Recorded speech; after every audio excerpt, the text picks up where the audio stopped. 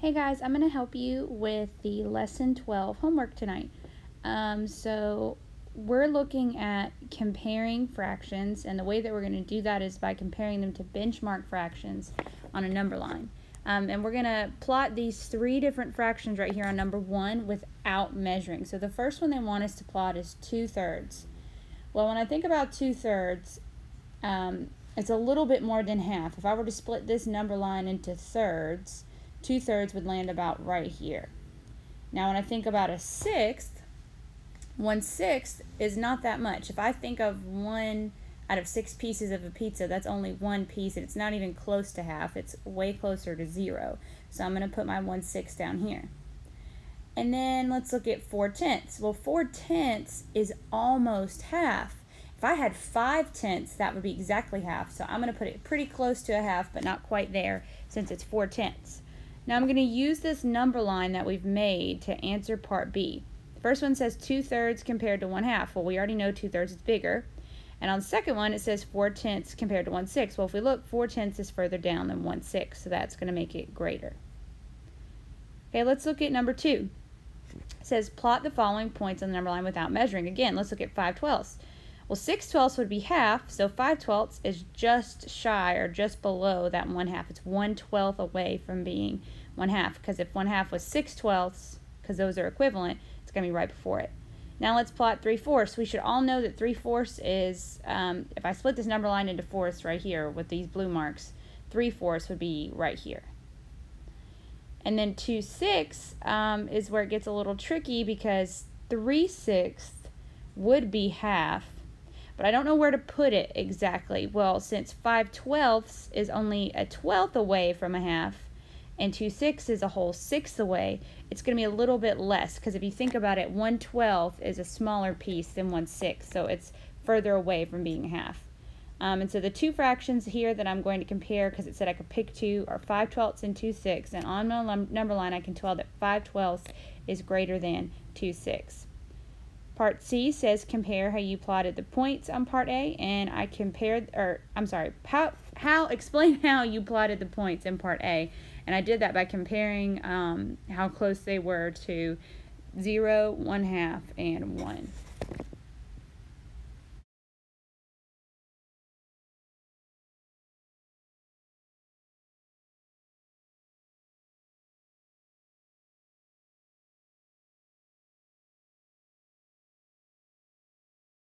Okay, now let's look at page 2. Now before we get started, your teacher should have told you to cross out some problems, because there's some denominators that we just don't deal with yet. So cross out C, F,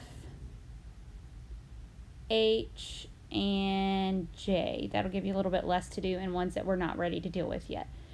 So let's go ahead and look at part A. Part A wants us to compare 1/2 to a fourth. Well, if I'm thinking about, let's say, a cake, if I eat half of a cake and then I eat a fourth of a cake of the same size, not of different sizes, of the same size, when I ate the half, that was definitely bigger than the fourth, because splitting it in 1 of 2 equal pieces is different than 1 of 4. Here, they want us to compare 6/8 and 1/2. Now, 1/2 is the same thing as 4/8. So if I have 6/8, that's going to be bigger than the 4/8. Here I'm just experimenting with different ways to compare. You can use different things, but this is just how my brain works. So I'm showing you visual models, finding equivalent fractions, and number lines. Here, 4/6 is the same thing as 8/12, so 9/12 is going to be bigger than 8/12. So that's another way you could compare using equivalent fractions. E, I'm going to use a number line because I don't really know how to compare these. I'm comparing 2/3 and a fourth. Well, 2/3 we know is going to be bigger than a half. And 1/4 is actually half of a half and is way down here, way closer to 0 on the number line. So that should tell us that 2/3 is going to be greater than that 1/4.